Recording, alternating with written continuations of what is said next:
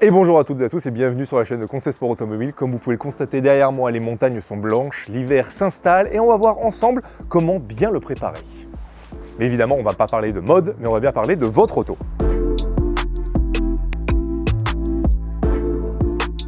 Il existe deux types de conducteurs pendant l'hiver. Ceux qui utilisent encore la voiture de manière ponctuelle, qui la sortent 4-5 fois, et ceux qui la mettent sous bâche pendant toute la durée de la période froide. Et on va se pencher tout de suite sur la première situation où vous profitez encore de votre voiture quelques fois pendant l'hiver. Pendant vos roulages, vous allez forcément rencontrer de l'eau, mais aussi et surtout du sel, le pire ennemi de votre voiture.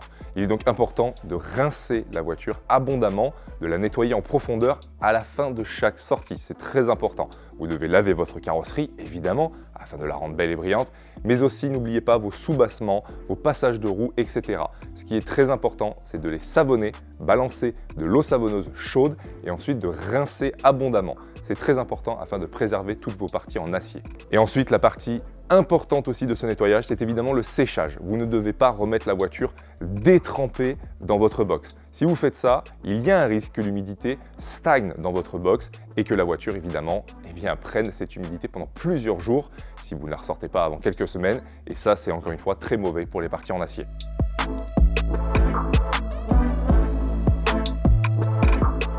Une fois la voiture sèche, il est important de protéger votre carrosserie. Et oui, car là aussi, il faut évidemment s'alléger le travail pour le prochain lavage, mais en même temps rendre le brillant, rendre un peu d'effet slick sur votre carrosserie. Et pour ça, il existe énormément de produits adaptés. Giant, Fictech, Meguiar's, tous adaptés à vos carrosseries. Que vous ayez un covering, un PPF, une peinture satin ou un beau vernis bien brillant et bien tendu. Tous ces produits à base de céramique, mais aussi de cire Carnauba, vont vous aider à redonner de la brillance, mais aussi et surtout à protéger, à déposer un film sur cette carrosserie et à la protéger des prochaines agressions et à vous faciliter le nettoyage. Vient ensuite l'habitacle de votre véhicule et là encore, il nous vient deux choses très importantes à faire et surtout à prévoir. Premièrement, les vitres avec un anti-buée. On connaît tous ce moment lorsque vous vous garez, vous allez boire un coup, vous remontez dans la voiture et lorsque vous remettez le chauffage qui était précédemment activé, poif, ça met de la buée partout sur les vitres. Certes, on a des clims aujourd'hui qui sont très efficaces, mais on peut carrément anticiper ce phénomène de buée grâce à des produits ultra efficaces, encore une fois dans la gamme Giant, qui va se mettre directement sur la vitre, une application très simple, vous l'appliquez, vous le séchez, et vous en avez pour plusieurs mois. Vous faites ça au début de l'hiver, et ça vous permettra d'être tranquille. Et enfin vient votre moquette. Lorsque vous remontez dans la voiture avec les pieds mouillés, voire pire avec de la neige collée, évidemment cela va fondre. Et cette eau va se retrouver en stagnation sur votre moquette et encore pire, sur la moquette vraiment interne, dans les mousses de l'isolation. Et là, ça peut sentir le croupi à terme. Pour ça, il existe une solution très efficace. Les tapis caoutchouc. Mais attention, ne choisissez pas n'importe lesquels. Allez directement chez votre distributeur de la marque. Jaguar, Porsche, etc. Ils en proposent d'excellente qualité et surtout le plus important, avec des rebords. Ici, on est par exemple sur un alvéolé à rebord, ce qui fait que ça va retenir l'entièreté de l'eau. Et lorsque vous avez terminé votre petit roulage, vous n'avez qu'à sortir le tapis très facilement, l'incurver et vous videz l'eau. Évidemment, une voiture qui roule en hiver se doit être équipée de pneus neige adaptés. Ne faites aucune concession sur la qualité des pneus.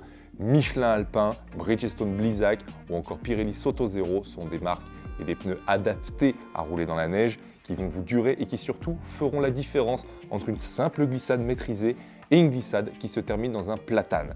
Et si encore vous voulez faire un peu plus de sport, allez à Flaine pour glisser sur de la glace. On a les pneus cloutés, c'est un autre monde, c'est un peu différent, renseignez-vous bien. Mais si vous êtes un peu taquin, vous savez qu'il existe ce genre de pneus.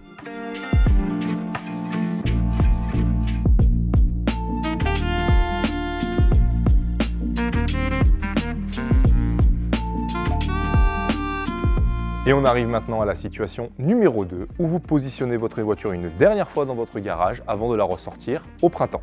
Avant cet hivernage, il est évidemment important de nettoyer en profondeur la voiture. Vous devez lui faire un nettoyage complet, une décontamination complète. Et dans le meilleur des cas, vous pouvez l'envoyer chez un professionnel du detailing qui pourra vous rendre la voiture absolument parfaite et surtout prête pour l'hiver. Ensuite vient la question de la batterie. Vous devez mettre la voiture sur un maintien de charge. Les maintiens de charge, nous, on utilise des modèles CETEC. Deux modèles existent, puisqu'il y a plusieurs batteries qui existent. Vous avez les CTEK normaux, qui sont un peu couleur champagne, qui permettent d'être positionnés sur des batteries AGM ou alors batteries acide classiques. Et ensuite les CTEK bleus, qui eux sont spécialement faits pour les batteries lithium. Attention, dans le cas d'une batterie lithium, il est très important de vérifier sa charge en permanence et surtout de le mettre sur un maintien de charge, car les batteries lithium, une fois descendues trop basses, sont défaillantes et peuvent créer des codes défauts sur votre voiture. Ensuite, un objet qui est essentiel mais que nous n'avons pas ici puisque nous bougeons régulièrement les voitures, mais dans le cas où vous immobilisez la voiture pendant plusieurs mois, il faut impérativement mettre des cales anti-ovalisation du pneu.